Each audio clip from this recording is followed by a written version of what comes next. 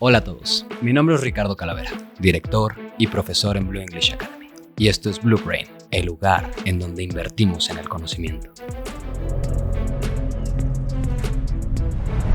En el episodio de hoy tendremos el honor de platicar con Valerie Schlosser, graduada en Contaduría Pública y con una maestría en Dirección Internacional. Una trayectoria que incluye más de 20 años en Coca-Cola y un interesante cambio de carrera dentro del mundo de las finanzas. Ponte cómodo, ponte cómoda, que en el episodio de hoy vamos a tener una conversación sobre el interesante e importante mundo de las finanzas personales. Valerie, bienvenida. Me da mucho gusto que te tengamos aquí en Blue Brain. Primero que nada, agradecerte por aceptar la invitación. Y segundo, pues me considero muy afortunado de que todo el público te pueda escuchar de toda la experiencia que tienes en el ámbito financiero. Y me gustaría aprovechar un poquito, echar mano de esta experiencia y preguntarte, ¿cómo se ve alguien que está a punto de tener un tropiezo financiero? Mira, primero, gracias por la invitación. Estoy feliz de estar acá. Me encanta. Y la verdad es que muchas veces cuando estás a punto de tener un tropiezo financiero, ni siquiera sabes que lo vas a tener. Es como tropezarte en la calle. O sea, vas caminando y de repente, piedrita, te caes. Me acabo de caer hace un mes, así que sé perfecto de lo que estoy hablando. Y lo que pasa es que cuando te levantas de esa caída, te das cuenta de que metiste la pata. Ya sea que te hayas endeudado más allá de tus posibilidades. Y el problema con eso es que yo sé que suena absurdo de cómo no te diste cuenta, pero es como la gente que engorda sin control, ¿no? De repente empieza a subir de peso y cuando y más bien le cae el 20 cuando trae 80 kilos encima. No porque no se haya dado cuenta a los 20, pero sin embargo, como que se detiene es que ahora sí ya estoy muy gordo. Y el que se endeuda es que ahora sí ya me endeudé muchísimo, ¿no? Entonces parece que debería uno de darse cuenta antes, pero la realidad es que no ocurre así. Entonces el mayor tropiezo financiero es endeudarte sin control. No es que no haya otros, pero para mí ese es como el ejemplo más claro de no sabes lo que estás haciendo. O sea, él no se percata hasta que pasa, ¿no? Exacto. Y desde afuera, ¿cómo se ve? Desde afuera solo estás viendo como la debacle. Ojo, tienes que ser alguien muy cercano para darte cuenta. Porque muchas veces la gente que se endeuda se está endeudando con tarjetas de crédito. O sea, digamos que la deuda más ruda es la de tarjetas de crédito. Porque te cobra intereses muy altos. Y lo que los demás vemos desde afuera es que esta persona se está dando la gran vida. Pero tú no sabes si lo está pagando porque lo puede pagar, porque de veras está dentro de sus posibilidades, o porque solo lo está firme y firme y firme. Y entonces lo ves igual y con un gran coche, dándose super viajes, yéndose a cenar a todos lados, pidiendo, así que lo que se te antoje, que no digo que no puedas hacerlo. O sea, finalmente el dinero también es para usar. Pero uno tiene que saber modular los usos y hasta dónde puedes. Me encanta. Esta metáfora del peso creo que es fuerte, ¿no? Es fuerte. Sobre todo porque al menos yo lo considero así, en el tema del peso es algo muy emocional. Está la gente que tiene un trastorno alimenticio que llega al grado de obesidad, llega o bien por ignorancia o porque hay un trastorno emocional. ¿Crees que hay una conexión directa entre el dinero y las emociones? Totalmente. Es más, tenemos que verlo así. El dinero o usar el dinero, lo que hacemos con él, demuestra muchas veces nuestras prioridades y tiene mucho que ver con nuestras emociones. El dinero está en toda nuestra vida, o sea, está permeado en todo lo que hacemos. Lo usamos todos los días para muchísimas cosas, entre otras, y la más básica, satisfacer nuestras necesidades básicas. Necesitamos el dinero para comer, para tener un techo sobre nuestras cabezas, para poder dormir bien. Entonces, si algo ahí está trastocado, tu relación con el dinero también está trastocada. Entonces, si no vas arreglando esta parte, o sea, yo lo que digo es, hay emoción y hay muchas creencias, y sí, de que se habla ahorita, no es que se hable ahorita, pero que está las creencias limitantes como un lenguaje, como un término común. Es un hecho que también las creencias, y quizá le quite la palabra de limitantes, pero las creencias que tú traes respecto a cómo se utiliza el dinero y para qué sirve, se permean en cómo lo estás utilizando y cómo está tu situación financiera. Muy, muy interesante esta conexión. Pero ahora sí, antes de ahondar un poquito en la plática, Valerie, cuéntanos a todo el público de Blue Brain, ¿quién es Valerie? Mira, soy una persona que me encanta aprender. O sea, de toda la vida yo sí era esa niña nerd de, sí, Miss yo. me ha encantado en todos los temas. O sea, me gusta, a ver, si de lo que me digas, de primera historia y química, me encanta. Y eso es, yo creo que en parte lo que me llevó, bueno, no es que lo que me llevó, pero el por qué he ido disfrutando aprender de finanzas personales, porque no empecé mi carrera así. Esto es algo que ocurrió hace relativamente poco tiempo. Y finalmente es algo que también implica aprender para poderlo enseñar. ¿Sabes? Entiendo. No empezaste finanzas personales. Empezaste en... Empecé realmente en finanzas corporativas. Tú eres contadora. Soy contadora de profesión, estudié conta. Curiosamente estudié conta porque yo era una persona muy tímida, o sea, sí, muy de levantadora de mano, lo que quieras, pero muy introvertida. Entonces, para mí los números era como un lenguaje que yo entendía perfecto. Yo siento que a mí los números me hablaban y la contaduría, muchos creo que hemos escuchado el término de que te tiene que cuadrar. Claro, ¿no? Los balances, etcétera. Tiene que cuadrar. Y para mí eso era de, aquí no estoy lidiando con una persona que si está enojada, que si sí, que si me miente, que si no. Los números o cuadran o cuadran. Entonces, amé meterme en este mundo de la contaduría de, aquí están los números, sumas, restas, tienes que tener que hacer, te cuadra. Y yo en mi cabeza dije, y casi no tengo que hablar con las personas. Yo lidio con los números, que los demás hagan bolas con los demás. ¿Y consideras que era tu pasión o simplemente fue la manera en la que resolviste el no lidiar con las personas en tu vida profesional? Creo que fue un poco de las dos cosas. La verdad es que los números siempre me han gustado. Digamos que si nos fuéramos hacia las matemáticas y la aritmética, nunca tuve problemas con los números. De hecho, en mi cabeza siempre hay números y juego mucho con ellos. Juego mucho con ellos para entretenerme, ¿eh? O sea, soy de estas personas que, no sé, multiplico los números de las placas de enfrente porque estoy en el tráfico, no tengo otra cosa que hacer. ¿Me entiendes? Wow, o sea, de ese tipo. Luego, o sea, finalmente lo que iba estudiando y fui aprendiendo fue como es que sí me gusta. Me gusta una parte de la contaduría. O sea, la contaduría además tiene que ver, sí, con finanzas, que acabé ahí. La parte de auditoría, que no es mi hit. Y la parte de fiscal. O sea, muchas veces cuando pensamos en contadores, las personas piensan que los contadores solo hacen impuestos. Es que necesitas un contador. No, es que para pagar impuestos necesitas un contador. O sea, sí es cierto, los contadores son los especialistas en fiscal, en impuestos, pero no es lo único que hacemos, ¿no? Entonces, ¿qué pasó con mi carrera? Pues terminé trabajando en Coca-Cola, puntualmente en tesorería, y para mí fue así como de, esto es lo máximo. Tengo que hacer conciliaciones bancarias prácticamente todos los días. Okay. O sea, fue como de, lo amo. O sea, esto es lo mío, pero ya no me quité de la gente, porque a la hora que estás en tesorería tienes que hablar con medio mundo, porque es que hay que pagar, oye, ya nos depositaron, fíjense que el pago de impuestos. Entonces, poco a poco tuve que ir como, no sé, rompiendo mi cascarón, por decirlo de alguna forma. Es una buena metáfora, lo entiendo.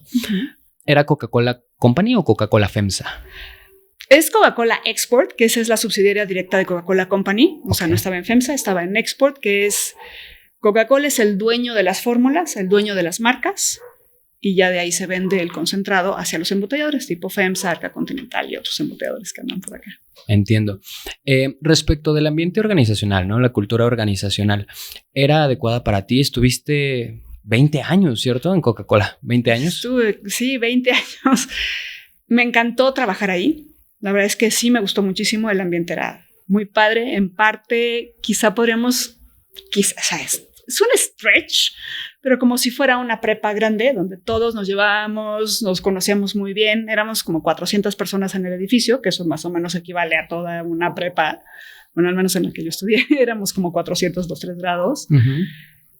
Y tenías como contacto con casi todas las áreas. O sea, lo que sí me ocurrió en Coca es que esta persona introvertida que yo era tuvo que sí salirse del cascarón y empezar a buscar, no buscar, pero sí tuve que empezar a hablar con muchísimas personas, ¿no? Entonces, como ir en el poco a poco de necesito que ahora X me pase esta información, porque no me quedé en tesorería todo el tiempo. O sea, acabé pasando a otra área. Es como ya parte de la historia, pero acabé en un área que estaba enfocada a la innovación, como un equipo multifuncional. O sea, finalmente a mí me tocó la parte de finanzas. Y estaba con gente de marketing, de operaciones, análisis de datos, equipo técnico, supply chain, que es toda esta parte de logística. Y la verdad es que cuando trabajas tan de cerca con personas que tienen diferentes perfiles y diferentes formas de pensar y de ver el negocio, es como, wow, este es otro mundo. Porque yo sí estaba muy en los números, y de repente fue de, no, es que es así. Y yo que amo aprender, era así como de, no manchen, wow, estoy feliz. Tú amas aprender. Más aprender. ¿Qué aprendizajes te dejó Coca-Cola? De los que nos quieras compartir, ¿eh? Me imagino que muchísimos. ¿Qué aprendizajes? Mira, puntualmente en este equipo, lo que hicieron por nosotros fue meternos a talleres de creatividad, de cómo desarrollar ideas. Y para mí, de mi mayor aprendizaje y probablemente crecimiento profesional, fue darme cuenta de que a pesar de ser contadora, porque es como el paradigma, ¿no? Si eres contadora, haces números, pues ¿cuál creatividad? ¿No? Que hay diferentes formas de ser creativo. O sea, creativo no es nada más el que crea algo nuevo. Puede ser creativo desde la forma en cómo planteas una pregunta para resolver un problema. Puede ser creativo desde cómo diseñas esa solución, el que la piensa, evidentemente, y está el que la implementa. Digamos que son como los 4 grandes perfiles. Y para mí, que aunque no se haga como un core del negocio, integrar eso a mi forma de pensar, a las cosas que yo estaba haciendo en ese momento, porque me tocó hacer modelos de negocio de romper paradigmas, fue espectacular. ¿Sabes? No, sí soy una persona creativa, no en el sentido tradicional que todo el mundo cree, pero sí puedo explotar ese lado creativo y la verdad es que eso me encantó y me cambió casi todo. Qué maravilloso descubrir que tu potencial está ahí, ¿no? Abrirte a las perspectivas y posibilidades que te da el aprendizaje. En Blue tenemos este dicho de nunca dejes de aprender. Me da la perspectiva de que nos puedes compartir una valiosa lección sobre cómo dejaste de ser introvertida. ¿Qué le podrías compartir a todas esas personas introvertidas que de alguna manera tienen que luchar? Porque para ellos es una lucha, es un esfuerzo, ¿no? Es un esfuerzo transformarse en ambivertidos, ¿no? En ambivertidos, porque nunca vas a dejar esa esencia de me gusta estar conmigo y me gusta estar en mi espacio mental, ¿no? ¿Qué consejo le podrías dar a una persona que es introvertida y quiere empezar o necesita empezar a abrirse? Pues uno, primero reconocer que quizá es una necesidad. No es que estés obligado a hacerlo, pero sería bueno que lo hicieras. Es como empezar a hacer ejercicio. Hay personas que dicen yo no hago ejercicio ni por nada del mundo, pero sabes que es bueno para tu salud. Entonces, cambiar esta parte introvertida hacia extrovertido, como bien dices, nunca vas a dejar de ser introvertido ni de disfrutar estar contigo. O sea, así paréntesis, yo que salgo y voy con mis amigas, lo que sea, cuando yo regreso a mi casa necesito así como media hora de nadie me hable. O sea, mis hijos ya saben y mi marido lo sabe, es como yo ahorita necesito silencio. O sea, shh, ¿no? ¿Qué pasa cuando tienes que dar ese paso? Empieza con alguien muy cercano. Depende del nivel de introversión que tengas. Ok. Sí. Que te lleve con una persona diferente y trata de escuchar primero, ¿no? ¿Qué está contando esa persona? Seguramente va a contar algo que te interesa y trata de hacerle una pregunta. Algo que como que incite este tema de conversación, de empezar a conectar. No tienes que volverte extrovertido de irte a un lugar con 50 personas y hablar con los 50. O sea, no se trata de empezar así. Un día a la vez. Una persona a la vez. Un día a la vez. Sí, una conexión a la vez. Me encanta. Tengo muchísimas preguntas en mi cabeza. Muchas gracias, Valerie. A ver, tocas mucho el tema de necesidad. Por ahí me gustaría que nos compartieras de tu expertise profesional en finanzas entre deseos y necesidades. Bueno, tal cual, esa es como la base de las finanzas personales. Adelante. Tenemos que identificar entre necesidades y deseos porque el dinero nos va a ayudar a cubrir ambas. Sin embargo, primero tenemos que enfocarnos en las necesidades reales. Ya lo decía hace rato. Necesitamos comer, necesitamos tener un techo sobre la cabeza, dormir, vestirnos y, bueno, asuntos de salud. ¿Cuál es la diferencia contra el deseo? Vamos a poner un ejemplo así. Yo necesito comer. Voy a buscar comer algo que me nutra, de preferencia, ¿no? Y dependiendo de la dieta de cada quien, bueno, estoy alegando. Yo, por ejemplo, soy omnívora.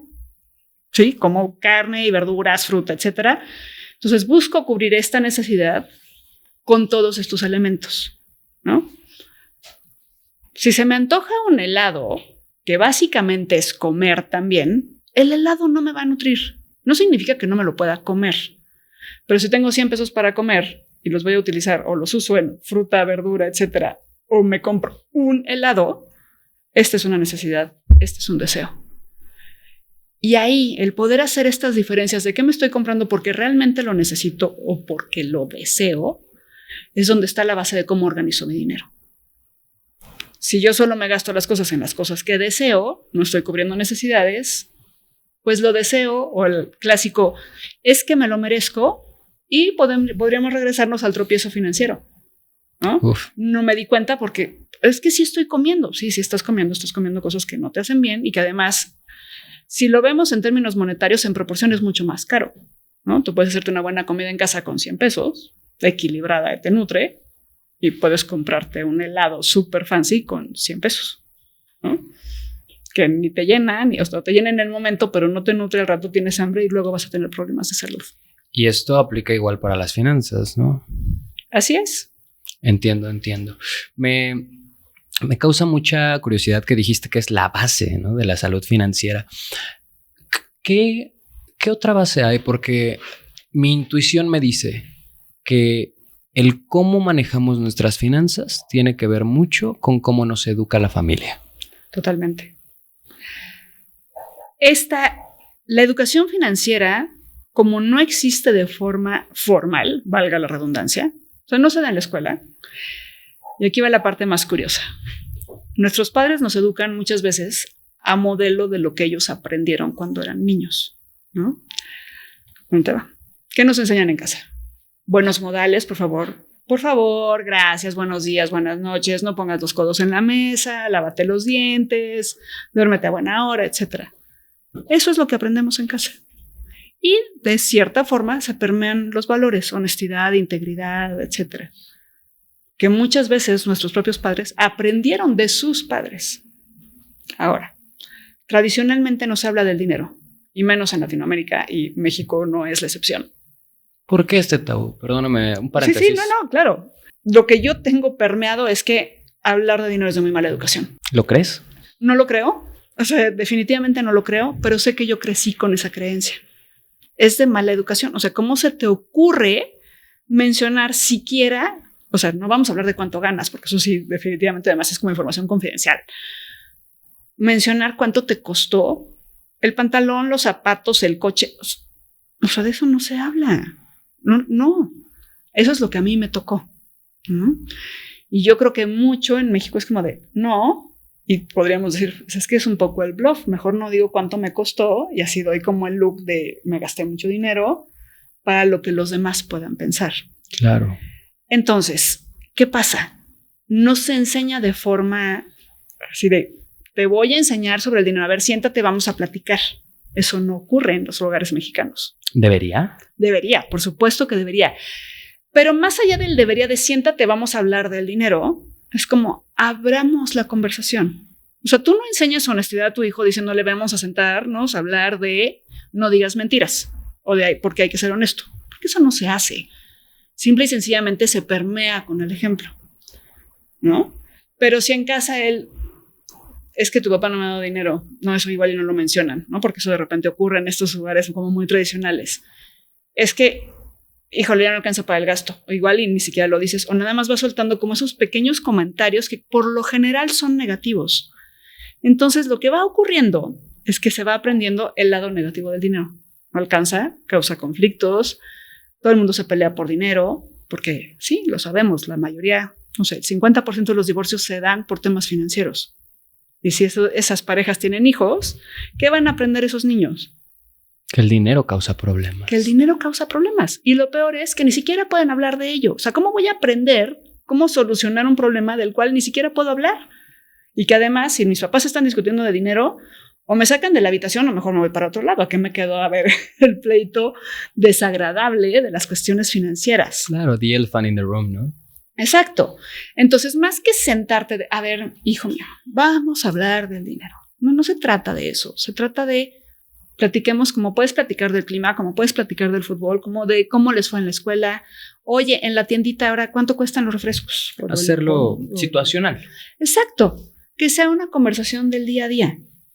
Muy, muy interesante. Por aquí dijiste algo interesante, ¿no? Este comentario cliché de es que tu papá no me ha dado dinero. ¿Quién crees o cómo crees que se deberían de llevar las finanzas personales en el hogar? Sobre todo en una sociedad tan polarizada, con ahora que tenemos tantos estereotipos de género. Para ti, ¿cuál es tu opinión como profesional de las finanzas personales al llevar el gasto de un hogar? En tu experiencia. Mira, en mi experiencia yo, así, tal cual, creo que es una conversación que hay que tener. Es más, creo que es una conversación que hay que tener incluso antes de casarse o de unirse en pareja. O sea, casarse o no, es lo de menos. ¿Por qué? Porque si nos vamos a lo que hablábamos hace rato, cada quien tiene sus propias creencias sobre el dinero. Cada quien lo va a manejar de forma distinta. Podemos tomar como los dos extremos. El que es ahorrador compulsivo, que no quiere gastar en nada, y está el gastador compulsivo, que le cae el dinero y le quema y como sea se lo gasta. Ahora imagínate si esas dos personalidades se juntan en un hogar y nunca han conversado de cómo se van a manejar las cosas. Caos. ¿De quién paga qué? ¿Por qué?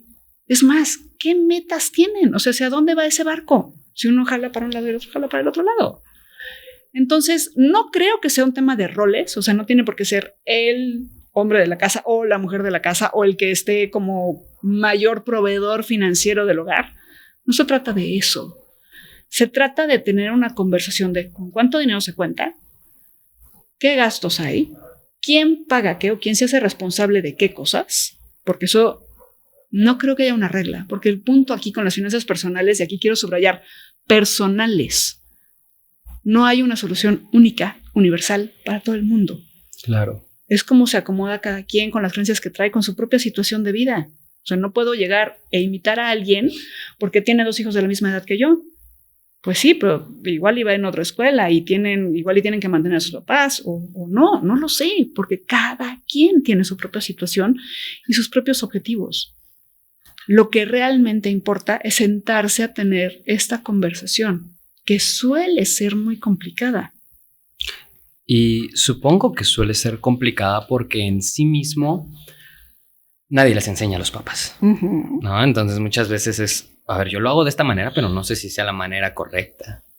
Creo que de repente hay esta, llamémosle cultura, aunque no es la palabra indicada, pero de competitividad entre los mexicanos, ¿no? Entonces, creo que por ahí hay un estigma de que si el vecino tiene un mejor carro que el mío, si los hijos del vecino van en una mejor escuela que el mío, entonces mejor no hablo de dinero porque pues yo no me quiero poner en evidencia.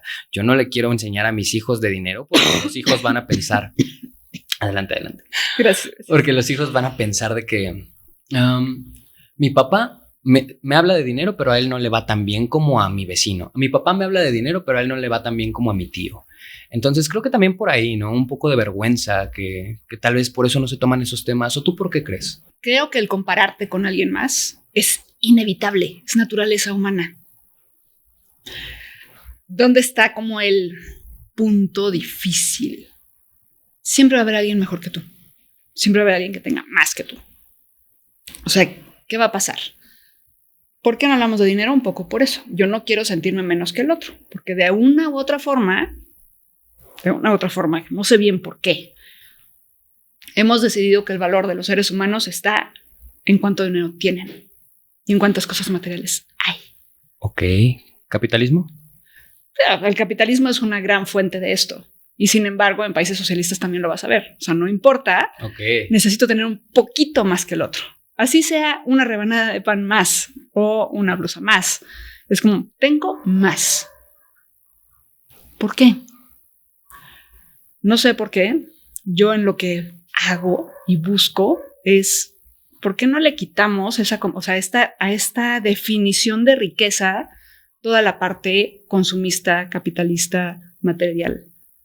Y decimos, yo tengo riqueza porque, y podrá sonar trillado, pero porque tengo salud, porque tengo a mi familia, porque tengo unos momentos que puedo disfrutar y he tenido experiencias que puedo recordar y que me llenan plenamente.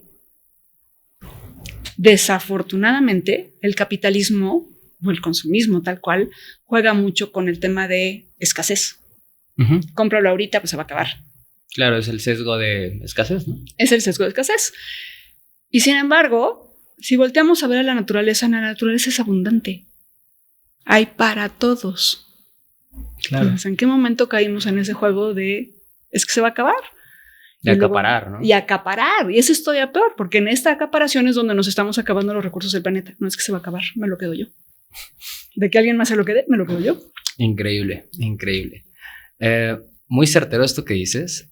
Valdría la pena preguntar. Eres sensei en este momento de finanzas personales y tienes cursos de finanzas personales para adolescentes, ¿cierto? Para teens. Para teens a partir de los 17. A partir de los 17, quizá 16 solo.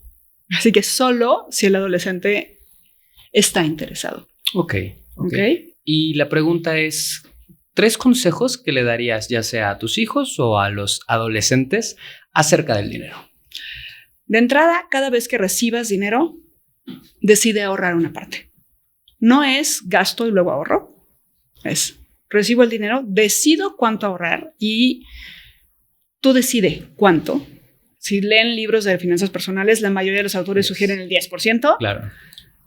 No soy fan de los porcentajes porque, como decía, cada quien tiene su propia situación y yo no sé cuánto dinero tienen, ni cómo están sus gastos, ni qué necesidades tienen. Decide una cantidad y no me importa si son 10 pesos cada vez que recibas dinero. Solo hazte el hábito, separo el dinero que estoy ahorrando y luego gasto lo demás. ¿Por qué voy a ahorrar? Porque para yo poder invertir y poder beneficiarme de tener unas inversiones que generen intereses, que me van a traer beneficios en el largo plazo, necesito tener el dinero para poder hacerlo. ¿Cómo lo voy a tener? Ahorrando. Entonces tengo que pensar, ¿llegó dinero? La regla es 10% o 10 pesos o 100 pesos o el 1%. La regla que tú quieras. Solo sé honesto, honesta contigo mismo. Yo ya dije que iba a ahorrar esto y lo vas a ahorrar cada vez que te llegue dinero. Con disciplina. Con disciplina. Necesitas esa disciplina y necesitas esa constancia. Y es un compromiso contigo. Con tu yo del futuro, ¿no? Con tu yo del futuro, exacto. Así que tenemos un podcast, una amiga y yo, y le llamábamos este yo del futuro. Es tu extraño favorito. No lo conoces. Ok. Pero es tu extraño favorito. Necesitas ahorrar para esa persona porque lo va a necesitar. Y la verdad es que cuanto antes empieces a invertir, mayores beneficios vas a tener. Claro, por el interés compuesto. Por el interés compuesto. Y la otra, que ahora sí que llevamos 2, el ahorrar para luego invertir, y este es como 2B. Ya hay opciones de inversión que puedes empezar desde 100 pesos. Entonces, se rompe un poco el paradigma, al menos cuando yo era niña, era de, no, es que para invertir necesitas miles de pesos. Ya no necesitas miles de pesos. Puedes empezar con 100. Entonces, si cada vez que te llega dinero apartas 100, ya puedes invertir. Si vas a apartar 10, bueno, pues ni modo, después de 10 apartadas ya tienes los 100 pesos y puedes empezar. Y mi tercer consejo sería, aprendan a utilizar el crédito. ¿En qué sentido? Por lo general, y ya ahorita es muy fácil obtener una tarjeta de crédito. Las tarjetas de crédito no son extensión del ingreso. Es dinero que te están prestando para que tú puedas pagar, pero tienes que pensar que ese dinero se tiene que reponer así casi en un mes más o menos. Digo, no voy a entrar en los detalles de la tarjeta, pero no te están regalando el dinero, no es dinero adicional, no te endeudes. O sea, vamos a hacer una comparación súper rápida. Interés ahorita, CETES te está pagando alrededor del 11%. Las tarjetas de crédito te van a cobrar alrededor del 70-80%. No te endeudes. El crédito es caro en México, ¿ah? El crédito es caro en México, es caro en todo el mundo. Okay. Pero en México también lo es. Y pensemos, no existe una legislación que lo tope. ¿Por qué? ¿Sabes? No sé por qué, porque nadie ha puesto atención, porque es tu responsabilidad. No sé si en algún momento llegue, porque de repente hay como muchas cosas muy paternalistas, como quitarte el salero de la mesa cuando vas a comer, pero por lo pronto no hay un tope.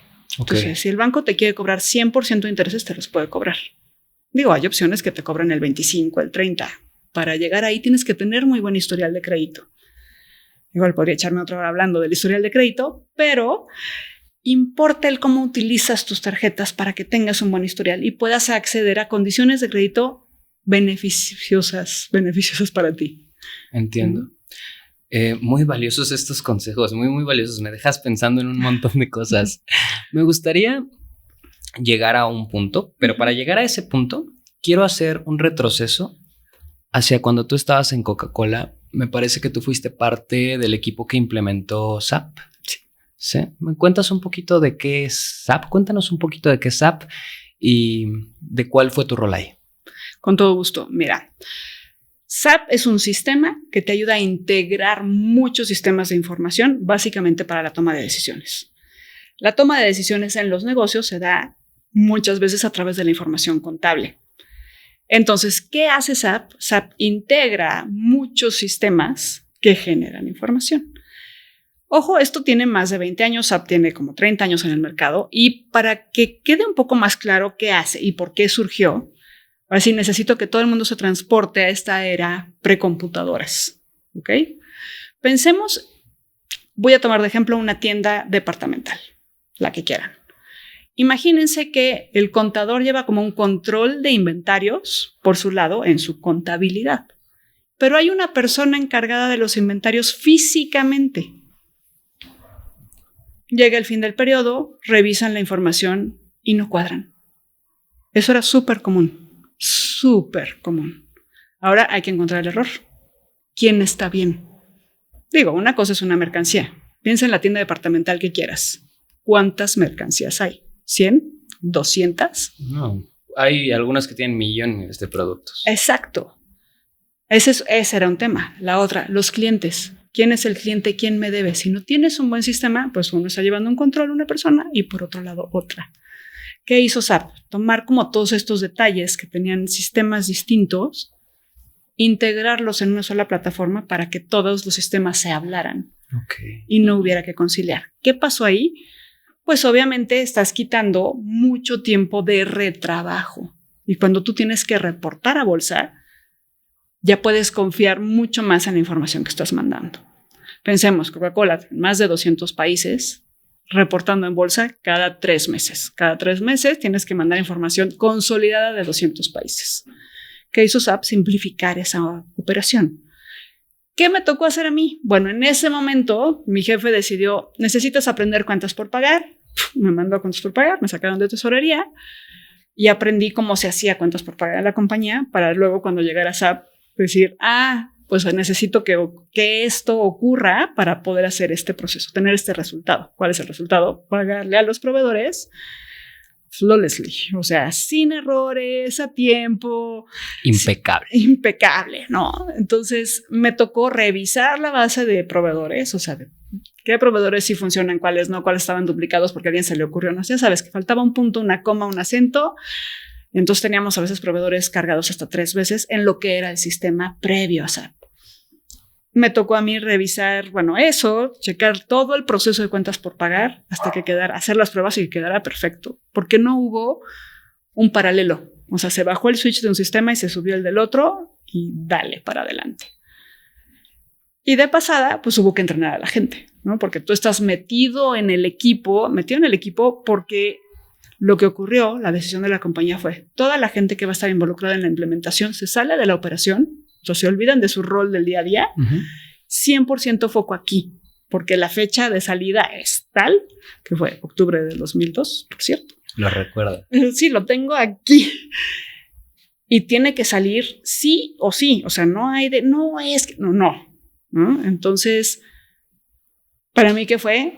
Aprender otra cosa. Entonces fue como maravilloso ver el sistema, casi las tripas, porque me tocó ver cómo configuraban el sistema para que quedara a una solución que funcionara para nosotros. Me encanta. Oye, yo noto que tuviste en todos estos recuerdos, pues, una aproximación muy bonita a la contaduría, a los números, porque era un interés nato. Y después, ¿qué fue? Porque por ahí hay mucha gente que no está segura de, ¿estaré haciendo lo correcto con mi carrera profesional? ¿A lo que me dedico es realmente lo que quiero hacer toda mi vida? ¿Esto tiene un impacto en el mundo más allá de lo inmediato? Yo creo que son dudas muy válidas y muy humanas. Entonces me gustaría, Valerie, que nos platicaras ¿por qué cambiaste a finanzas personales? Hoy eres sensei de finanzas personales, coach, das cursos. ¿Cómo fue ese cambio? Platícanos de esa etapa de transición, porque así como SAP fue una transición en Coca-Cola para los sistemas de información, me imagino que fue retador. Cuéntame de ello. Mira, de entrada, les podría decir, yo me veía en Coca-Cola, yo creo que hasta que me jubilara, porque era muy feliz. Tengo una amiga que dice que la vida tiene mucha más imaginación que tú. Y eso significa que tú puedes hacer muchos planes, pero si no es tu lugar, te va a quitar de ahí. Y eso fue un poco lo que ocurrió. Hubo como una reestructura, me ofrecían un puesto que para mí era de, esto no es lo mío, yo ahí no, o sea, yo ahí no quiero estar. Levanté la mano, salí, dije, llegó el momento de dar de regreso a la sociedad. Voy a ir a dar clases. Entonces toqué la puerta en el ITAM, yo soy itamita, o sea, alguien tan nerd como yo no voy a ser de otro lado, y me dieron chance de dar clases. Primero pensé, es la peor decisión de mi vida. Claro, el primer día de clases dije, es la peor decisión de mi vida. En mi vida he hecho esto que estoy haciendo aquí. Y después resultó que lo amé. Amo dar clases. Pero lo que ocurrió fue que al estar en contacto con estos chavos de 18 años, porque daba primer semestre, es que no saben nada de finanzas. O sea, nada. ¿No? O sea, entre explicar tarjetas de crédito o qué es una factura, yo decía, bueno, o sea, aquí hay un hueco, les hace falta qué mal. Y justo en esa época, mi hija, que en ese entonces tenía 14 años, estábamos platicando y ella, no, mamá, cuando yo me salga de la casa y me independice y me empieza a platicar todos sus planes. A los 14. A los 14, yo así de, una parte de mí pensó, ternurita. Yo me salí de mi casa a los 24. Entonces, en ese momento como que así todas las alarmas de no, o sea, no estaba contemplando todo esto que yo tampoco contemplé cuando me salí de mi casa. Claro. Y le dije, o sea, qué bien que tengas este plan, pero necesito que tomes en cuenta esto y esto, ¿no? Y entonces ella volteó y me dijo, mamá, ¿por qué no nos enseñan esto en la escuela en lugar de enseñarnos química? Wow. Entonces así, dos insights. Uno, mi hija no va para química, claramente no. Y dos, tiene toda la razón. ¿Qué hizo esta niña esta mamá que le encanta aprender? Dijo, voy a estudiar finanzas personales, porque no es solo gasta menos de lo que ganas y métete a invertir. O sea, tiene muchas más aristas. Y me metí a estudiar, o sea, como, a ver, estos libros, ir aprendiendo. Luego encontré este curso para certificarme como coach de finanzas personales y me certifiqué. Y dije, o sea, por aquí es, porque estoy viendo que sí hay un hueco. O sea, más allá de que mi hija me diga y que tiene un insight muy poderoso, estoy viendo estos chavos que no tienen ni idea de lo que va a pasar con sus vidas en 3 años que se titulen. Que va para allá. Y así fue como empecé. Gracias a la duda de tu hija. Oye, ¿y seguiste dando clases en el ITAM por cuánto tiempo? Pues todavía este semestre di en primavera. La verdad es que me gusta mucho, lo disfruto muchísimo. Ahorita me voy a tomar una pausa porque quiero enfocarme a la parte de Sensei, básicamente, de mis cursos hacia los jóvenes. No necesita mucho más de mi tiempo ahorita porque cada vez es un poco más complicado, porque estos jóvenes necesitan un poco más de guía, más allá de que me escojan a mí como su guía o escojan a otro guía.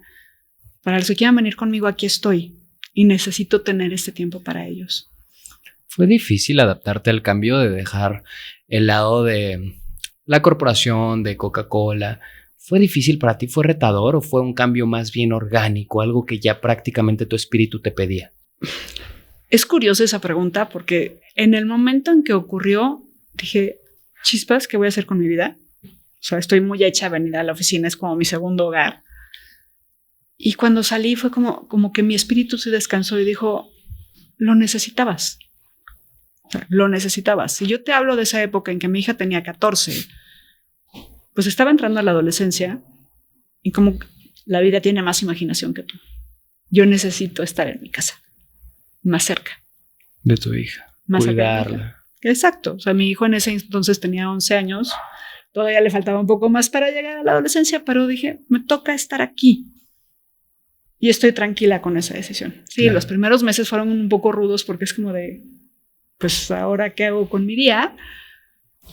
Pero como me encanta aprender, pues dije, voy a leer y voy a ponerme a ver, no sé, cursos. Bueno, más que cursos de cosas, amo las TED Talks, entonces empecé a ver como muchas TED Talks y llenarme la cabeza como de muchas ideas distintas, que me encanta cómo el cerebro hace conexiones. Entonces, es una respuesta un poco ambigua, porque una parte fue como entre retador, pero orgánico al mismo tiempo. Entonces tenía mis días de no manches, ¿qué voy a hacer hoy? Y otros días de esto es lo mío, estoy en mi casa con mis hijos aprendiendo, es lo máximo. Estado de flow. Exacto.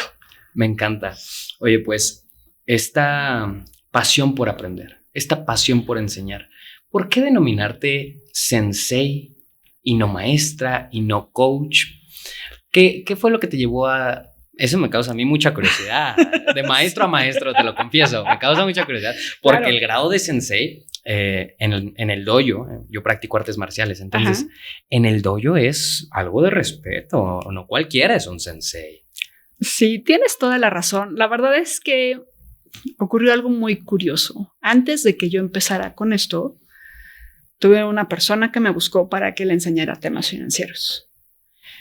Y su término fue entre, eres mi terapeuta financiero, ¿no? Y esto fue antes de que me certificara como coach. Y dije, qué padre, y esto es algo que me está diciendo alguien más. O sea, no, así que no me lo inventé yo, ni me lo saqué de la manga, ni nada. Y dije, y me encanta enseñar. Y este camino de las finanzas personales que nunca se acaba, lleva una buena parte recorrida. Para mí, o sea, al menos desde mi punto de vista, sensei, o sea, sí engloba el ser un maestro, que alguien que ya sabe, que ya recorrió un camino, pero que además puede ser un guía para la persona que lo requiera. Porque no necesariamente todo el mundo necesita que le enseñes el conocimiento, sino que nada más que le muestres el camino. Y quizá que lo acompañes un poco en ese camino. En este como concepto de terapeuta financiero, que en ese momento me sonó muy extraño y fue como, o sea, gracias, pero no, pero sí, pero... ¿Incómodo? Incómodo en el sentido de qué raro, quizá como podríamos ahorita decir el síndrome del impostor. Yo no me sentía así, o sea... O sea, tú me pediste ayuda para yo enseñarte cómo se lee un estado financiero. Yo feliz de la vida lo hago porque para mí es el pan de cada día. Se lo enseño a mis alumnos, me da lo mismo enseñárselo a una persona de 40 y tantos años, ¿no? Claro. Pero dije, qué padre, porque en este enseñarle, ella de repente, o sea, me decía algunas cosas que necesitaba para su trabajo, como soltar. Oh, wow. Entonces, de ahí fue que me dijo terapeuta y dije, bueno, sí quiero ser como, o sea, no terapeuta como tal, pero prefiero como el coach. Y el término de sensei para mí englobaba estas dos partes, que es mucho lo que procuro hacer y es donde como me siento parada. Quizás es un poco fuerte, pero me gusta pensar que puedo enseñarle a quien quiera aprender, pero puedo tomar de la mano y guiar a quien quiera un empujoncito en el camino. Claro. Fíjate que al escucharte el término terapeuta financiero me parece muy acertado porque yo creo que la preocupación del dinero cuando no lo manejas bien es fuerte, es muy fuerte. Puede incluso causar enfermedades, problemas emocionales, gastritis, trastornos de todo tipo, de todo tipo. Creo que tú lo sabes. Sí. ¿Qué consejo le darías a alguien que está terriblemente endeudado? ¿Cómo salir de la deuda? De entrada hay que ser como muy consciente que estás ahí y procurar pensar en qué te llevó hasta ahí. Porque si no, por mucho que yo te diga, mira, hay que enlistar todas las deudas y ponemos cuánto me cuesta y entonces hago un presupuesto y veo cuánto pago, que sí, esa es la parte práctica, o sea, por supuesto. Claro. Y sí, muy posiblemente salgas de deudas, no sé en qué plazo y ya veremos cuánto es. Pero si no eres consciente de qué te llevó ahí, ¿qué crees? Te vas a volver a tropezar y te vas a volver a endeudar. Tenemos que trabajar emociones y creencias. Y por absurdo que parezca, eso es lo que nos lleva a endeudarnos. Es como lo que hablábamos hace rato. Nadie es obeso por gusto. Es un tema que de repente no te das cuenta y ya llegaste ahí. Te endeudas, no te das cuenta y ya llegaste ahí. O sea, hay que ser muy conscientes de qué nos llevó a endeudarnos así. Entiendo. ¿Crees que herramientas como la meditación, que ayudan a estar más consciente, ayudan a a esta realización de hacia dónde se está yendo mi dinero, o tú optas por ser más sistemática, por lo mismo de que tienes formación como contadora, de no, anótalo y registra cada gasto. ¿Cuál es tu metodología? Mira, soy mucho de anota cada gasto. Ok. Ahora sí, yo sí soy como a la antigüita y prefiero hacerlo como en una hoja de cálculo. No me encantan las apps, pero hay quien puede utilizar apps. No me importa en que lo hagas. No es que no me importe, pero vamos. Hazlo en lo que quieras, pero lleva el control al menos un mes. Que sepas exactamente un mes, por lo menos un mes. El ideal serían 3, pero un mes que digas, sí, 5 pesos del parquímetro, 10 al viene, me compré un café, me compré un periódico, unas papas, pagué la luz, la renta, todo, registra todo. Porque curiosamente, donde se va nuestro dinero están nuestras prioridades. Es como cuando decimos no tenemos tiempo. No es que no tengo tiempo. No tienes tiempo porque no le estás dando la prioridad a esto. ¿Por qué no tienes dinero? Porque tus prioridades están en otro lado. ¿Cómo saberlo? Anótalo. Wow. Me da la impresión de que debe de ser muy difícil para mucha gente darse cuenta quiénes son, porque hacia dónde se va tu dinero dice mucho de quién eres tú. Exacto. Por eso hay mucha gente que no busca como un coach financiero, porque yo creo que muy adentro de sí sabe que va a tener que voltear, así que es como voltear hacia adentro. Necesitas hacer cierta introspección financiera. Pero yo lo llamo introspección financiera, pero es como una introspección que tiene que ver, sí, con tus emociones, tus creencias, tus prioridades. ¿Por qué los papás luego no hablan con los hijos? Porque entonces están desvelando, llamándolo de alguna forma, sus propias prioridades. Entonces, por eso se vuelve complicado. Sí, cuesta trabajo voltear a ver y decir qué está pasando, por qué lo estoy haciendo, porque además luego te tienes que cuestionar, ¿por qué lo hice? ¿No? Si ya sé, vamos a poner un ejemplo quizá absurdo. Ahorita que está lloviendo, ¿cuántos impermeables necesitas? Sí, con uno estás. Claro. ¿Por qué tienes 4 en el closet? ¿No? Necesidades y deseos. Necesito uno, pero deseo otros 3 porque también quiero el amarillo, el verde y el rojo. ¿No? Entonces, ¿qué pasa? Si tú no te haces consciente de por qué estás haciendo las cosas, ¿por qué quieres esos otros colores? O sea, ¿realmente los necesitas? ¿Es un deseo? ¿Estás tratando de satisfacer algo que no, o sea, no sé, que realmente no? ¿Crees que... Pregunta muy genuina. Sí. ¿Crees que tiene que ver con este sentido aspiracional? Por ejemplo, yo lo noto en mis congéneres.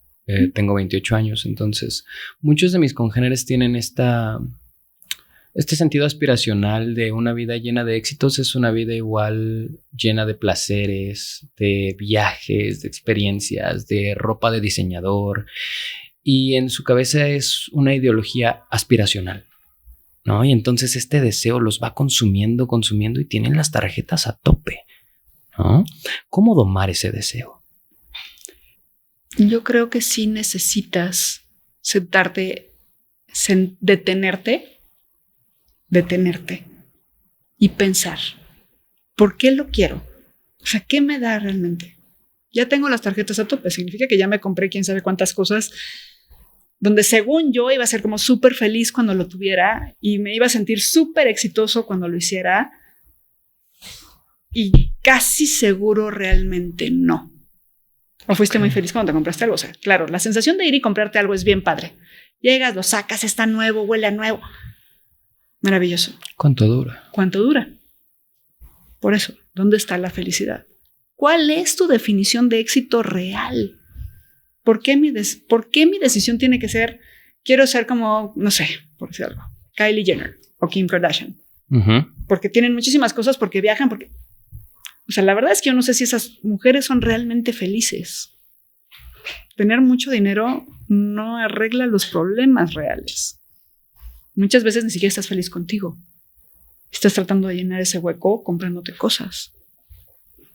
Pero para saber eso, sí necesitas detenerte y dejar de correr a comprar cosas, a hacer cosas porque los demás lo están haciendo.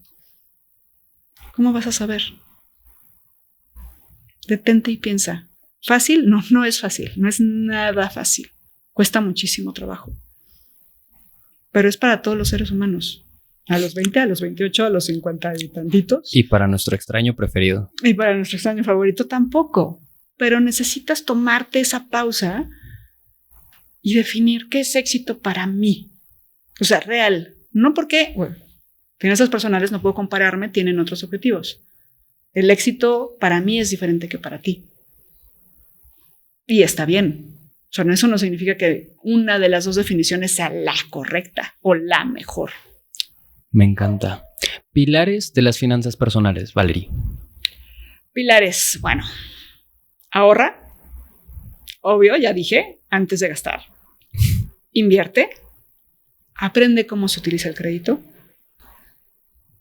Haz un presupuesto y ojo que no lo digo como la plantilla súper perfecta con todos los gastos, pero sí sé muy consciente de cuánto tienes, cuánto necesitas pagar para mantener tu nivel de vida y cuánto se puede ir a estas actividades de gozo. No se trata de restringirse todo el tiempo. Gózalo, porque el dinero también es para eso. Y para mí otro bien importante, bueno, que me faltó la prevención. Ojo, prevención, como tener seguros, gastos médicos, asegurar tu coche si es que tienes, tu hogar, prevé. Y el otro es como esta mentalidad, la creencia de hay para todos, el dinero no se acaba, pero yo tengo que ser creativo para generar mis propios ingresos. Creativo. Claro. Tocabas el tema de la creatividad. Hay muchos tipos de creatividad. Se puede ser creativos con el dinero. Por supuesto. O sea, es más, vivimos en una época maravillosa donde puedes tener fuentes de ingresos de diferentes formas, de diferentes maneras. Ya no es solo el trabajo tradicional de 9 a 5, 6, 7, 8, como se trabaja en este país. Solo necesitas encontrar la forma. ¿Pero cuál forma? La que funcione para ti, respecto a tus necesidades, tus propias creencias, tu situación de vida. Es algo muy personalizado. Me da la impresión de que es algo muy personalizado. Entonces, ¿consideras necesario tener un guía? Sí considero necesario tener un guía, pero sí te vas a dejar guiar. Wow. Hay gente necia. Hay gente necia, porque muy pocas personas quieren reconocer que tienen un problema o que necesitan una guía. Quizá no la necesitas, pero es algo que puede ayudarte, apoyarte. Tomemos el ejemplo de las Olimpiadas. Tenemos atletas maravillosos, ganadores de miles de medallas de oro. Bueno, miles, pero muchísimas medallas de oro. Todos ellos tienen un coach. O varios, Todos ellos tienen sí. un coach. Si ellos, que podríamos decir que están en la cúspide de su carrera, de lo que están haciendo, los mejores del mundo, necesitan un coach, ¿por qué los demás no podríamos necesitar un coach? O echar mano de alguien más que vea mi situación desde afuera y me pueda guiar. Me encanta, muy, muy valioso. Valerie, para cerrar, es un placer tenerte aquí y creo que toda la información que compartes es de mucho valor. ¿Algún último mensaje que le quisieras dar a esa gente que no sabe por dónde empezar, pero que dice, quiero empezar a tener las riendas de mis finanzas personales? O en general, ¿algún mensaje que quisieras dar al público que nos escucha? Encantada de estar aquí, por cierto. Sí, con todo gusto. Mira, tomar las riendas de tus finanzas es una decisión propia. Empieza por anotar. Empieza por ahí, lo más sencillo. No te agobies. Sí son muchas cosas. Empieza por anotar y empieza por ahorrar un pedazo. Por ahí se empieza. Con eso llevas, casi la mitad del camino avanzada. Con anotar y ahorrar. Y ahorrar. Ser muy consciente de dónde se está yendo el dinero, qué estoy haciendo con él. ¿Cómo voy a saber cuánto más necesito si ni siquiera sé qué está pasando en mi vida ahorita? Necesito tener esa conciencia. Necesito ver lo que pasa. Necesito ver qué está pasando. Casi es como tangibilizarlo. Uh-huh. Puntualmente les diría, traten de no usar tarjetas ahorita, si están empezando, porque la sensación de que el dinero abandone tu cartera es bien distinta que afirmarlo con una tarjeta. Okay. Perdemos el piso de repente, ¿no? Entonces esos son como los primeros pasos en temas de dinero. Si no saben qué hacer con su vida, si no saben qué estudiar, no se preocupen. La vida tiene más imaginación que tú. Toma la educación formal como un escalón más hacia donde vayas. Ve encontrando tu camino. Se vale cambiar. ¿Da miedo? Sí, da muchísimo miedo. La incertidumbre da mucho miedo. Pero ni modo, es como... tomemos el ejemplo de los clavadistas. O te avientas o no te avientas. Y lo que sí les diría a todos, no importa lo que hagas, y porque acaban de pasar las Olimpiadas, es todos los que fueron a hacer su mayor esfuerzo. A algunos les alcanzó, a otros quizá no. Pero aquí lo que importa es, haz tu mayor esfuerzo, porque esa satisfacción, para mí, esa satisfacción es la que se lleva el oro. Me encanta, Valerie. Sensei, muchas gracias por esta entrevista. Muchas gracias por todo el conocimiento que nos compartes, viniendo de alguien que es una maestra, viniendo de alguien que es un aprendiz nata, que ama aprender, justo como hacemos aquí en Blue English Academy y en Blue Brain. Creo que nos acabas de entregar ideas invaluables que valen su peso en oro. Me encanta, Valerie. Esta siempre va a ser tu casa. Muchas gracias por estar en Blue Brain. En el episodio de hoy, Valerie nos compartió importantes enseñanzas acerca de estar conscientes sobre hacia dónde va nuestro dinero. Nos dio los pilares de las finanzas personales. Muchísimas gracias por acompañarnos en otro episodio de Blue Brain, el lugar en donde invertimos en el conocimiento.